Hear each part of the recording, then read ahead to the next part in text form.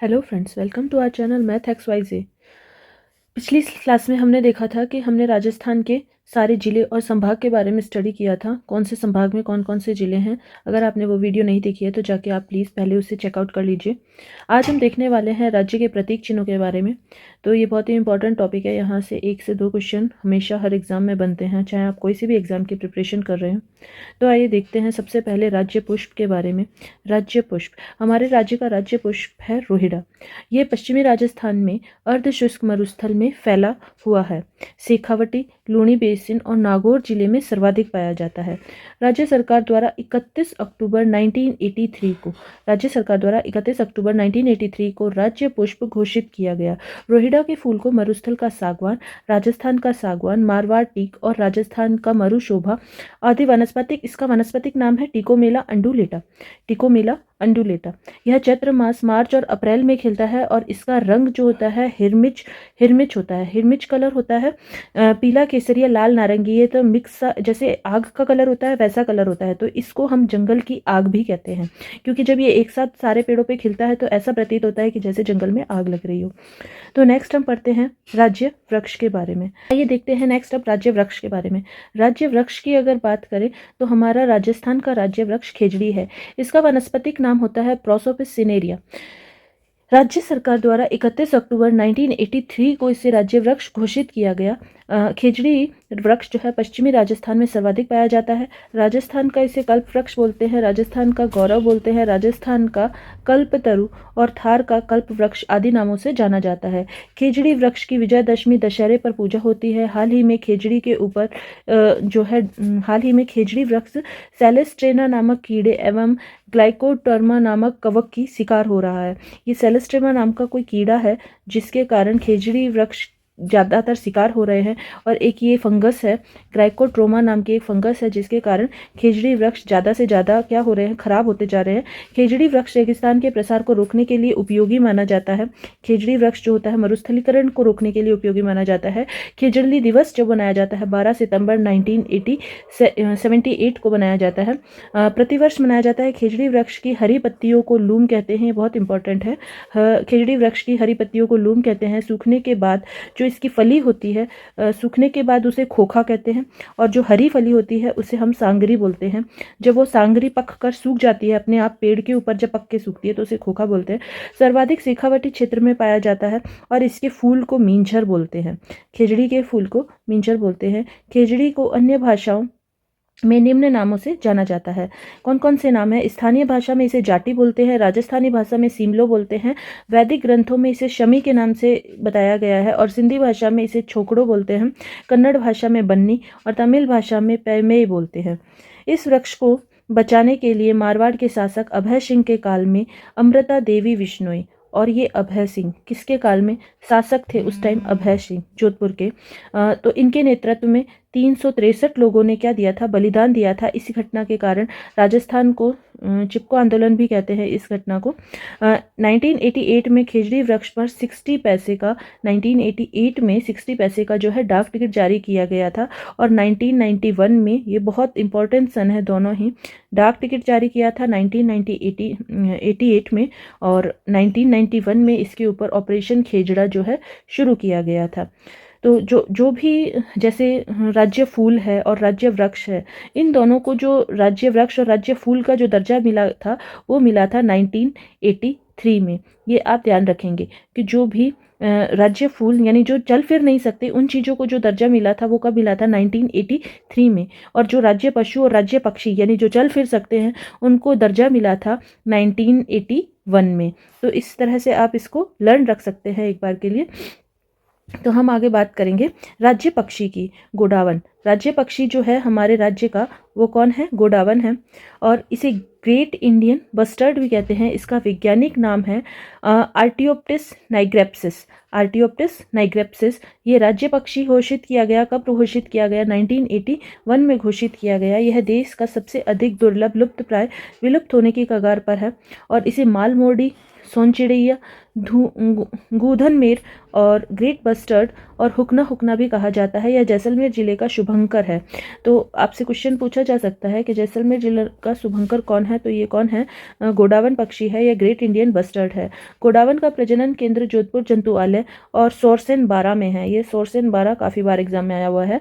तो ये जो सोरसेन बारा में इसका प्रजनन केंद्र है, ये बहुत ही दुर्लभ और लुप्तप्राय पक्षी है और इसे क्या बोलते हैं, माल मोरडी बोलते हैं, सोन चिरैया, गोधनमेर और ग्रेट इंडियन बस्टर्ड या हुकना हुकना भी कहा जाता है। इसका वैज्ञानिक नाम बहुत अच्छे से ध्यान रखेंगे, आर्कियोप्टिस नाइग्रेप्सिस।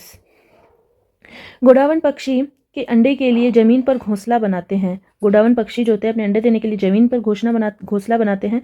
सेवन घास के क्षेत्र, सेवन घास मुख्यतः जो है जैसलमेर में पाई जाने वाली घास है। सेवन घास के क्षेत्र में राष्ट्र मधु उद्यान जैसलमेर गोडावन अंडे देता है। जहाँ पे सेवन घास उगी हुई होती है ना, वहाँ पे सेवन घास क्षेत्र में ये जो है जमीन पे ही अंडे देता है। सोरसेन बारा और सौकलिया अजमेर में भी इस पक्षी के आवास क्षेत्र के रूप में जाने जाते हैं। तो ये दो नाम बहुत ज़्यादा इंपॉर्टेंट है, आप इससे रिलेटेड कुछ भी इंफॉर्मेशन नहीं छोड़ सकते हैं, कुछ भी मिस नहीं कर सकते हैं, तो आप इनको प्लीज़ मार्क कर लीजिए। इसका भोजन क्या होता है, ये स्पेशली तारामीरा को बहुत पसंद करता है। तारामीरा क्या होता है, ये एक जब हम सरसों या राई जब कल्टीवेट करते हैं, इसी तरह का एक जो है पौधा होता है जिसे तारामीरा कहते हैं। तो नेक्स्ट हम पढ़ते हैं राज्य पशु। राज्य पशु हमारा है चिंकारा। वैज्ञानिक भाषा इसे गजेला भी कहा जाता है और इसे 22 मई 1981 को राज्य पशु घोषित किया गया था। इसे छोटा हिरन या एंटीलोप या चिंकारा कहा जाता है।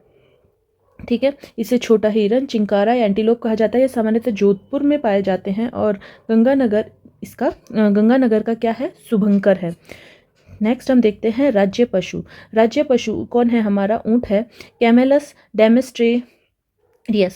डेमेस्टेरियस, इसका वैज्ञानिक नाम क्या है, कैमेलस डेमेस्टेरियस। इन सब के वैज्ञानिक नाम आपको बहुत ही इंपॉर्टेंटली याद रखने हैं। इससे राजस्थान का पशुधन श्रेणी का, तो आप यहाँ ध्यान रखेंगे पशुधन श्रेणी का।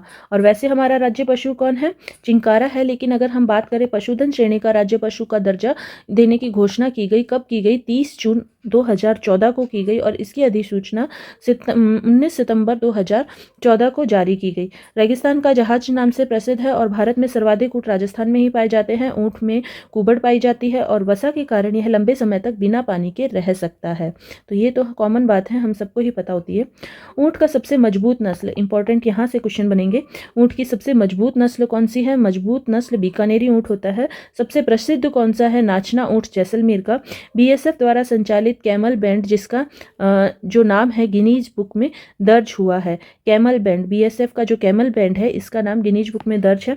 ऊँट के बच्चे को टोल्डिया कहते हैं, बच्ची को टोल्डी कहते हैं। बूढ़े ऊँट को पाकट कहते हैं। बूढ़े ऊँट को क्या कहते हैं, पाकट कहते हैं। ऊँट पालक जाति रेबारी या रायका है। ऊँट के देवता पाबूजी हैं। ऊँट की देवी अंता देवी है या उष्टवाहिनी देवी भी इसे कहते हैं। अंता देवी का मंदिर कहाँ है, बीकानेर में है। ऊँट के गले का आभूषण कौन सा है, गोरबंद है। ऊँट महोत्सव बीकानेर का फेमस है। ऊँट का मेला पुष्कर में भरता है। कैमल मेल हमारे जो है पुष्कर के अशोक टांग जो है, इनको कैमल मैन भी कहते हैं। बर्डमैन कौन है, डॉक्टर सलीम करके हैं, जो कौन है हमारे डॉक्टर सलीम बर्डमैन है। कैमल सफारी समगांव जैसलमेर में फेमस है। कैमल सफारी कहाँ की फेमस है, समगांव जैसलमेर की फेमस है। ऊँट की खाल पर सोने और चांदी अन्य धातु से की जाने वाली नक्काशी को हम क्या बोलते हैं, उस्ता कला।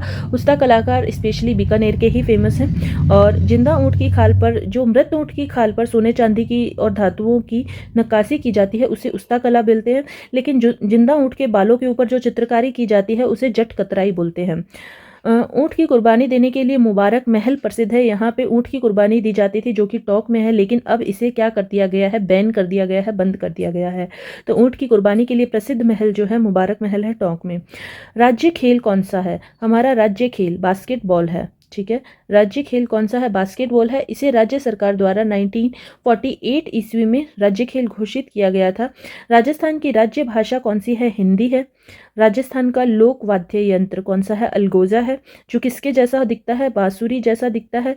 इसमें एक छोटी और एक बड़ी बांसुरी जैसा इस टाइप से दिखता है और इसको फूंक मार के बजाया जाता है, यानी ये सुशिर वाद्य यंत्र है। राज्य की राजधानी कौन सी है? जयपुर है। राज्य का नृत्य घूमर नृत्य है। राज्य का गीत केसरिया बालम अवनि पधारो हमारे देश। इस गीत को उदयपुर निवासी मांगी बाई ने पहली बार गाया था। तो यहाँ से ये मांगी बाई बहुत ही इंपॉर्टेंट हो जाती है। राज्य गीत कौन सा है? केसरिया बालम अवनि पधारो हमारे देश। और इस गीत को सर्वप्रथम किसने गाया था? मांगी बाई ने गाया था। तो अल्लाह जिला बाई ने इसे सर्वाधिक बार गाया है। सर्वाधिक बार इसे किसने गाया है? अल्लाह जिला बाई, जो कि एक मांड गायिका है और बहुत बार पुरस्कृत भी हो चुकी हैं। राज्य का शास्त्रीय नृत्य कौन सा है? कथक नृत्य है। ये भी बहुत इंपॉर्टेंट है। राज्य कवि हमारे सूर्यमल मिश्रण। और ये एक्चुअली मिश्रण नहीं होता, मिशन है। ये इनका नाम जो है मिश्रण लिखा जाना चाहिए, ये मिश्रण नहीं होता है। राज्य दिवस जो होता है 30 मार्च को मनाया जाता है। राजस्थान दिवस जो हमारा मनाया जाता है 30 मार्च को मनाया जाता है। और 1965 में भारत पाक युद्ध में भारत की विजय का प्रतीक विजय स्तंभ जो है वो कहाँ स्थापित है? जैसलमेर में स्थापित है, तन्नोट के अंदर। तो आज हमने राज्य के प्रतीक चिन्ह पढ़े हैं। इसी तरह से सीरीज़ के साथ बने रहिए। इसी तरह से हम एक 1 बाय 1 करके एक एक करके सारे टॉपिक क्लियर करते जाएंगे अपने ज्योग्राफी के। आज प्रतीक चिन्ह के साथ हम इस वीडियो को यहीं ख़त्म करते हैं। कल नेक्स्ट वीडियो में फिर से मिलेंगे। और अगर आप इस चैनल पे नए हैं तो प्लीज़ इस चैनल को क्या कर दीजिए, सब्सक्राइब कर दीजिए। और अगर आप पहले से ही इस चैनल से जुड़े हुए हैं तो कंटिन्यू स्टडी करते रहिए, ताकि आप आने वाले हर एग्ज़ाम में सफलता ले सकें।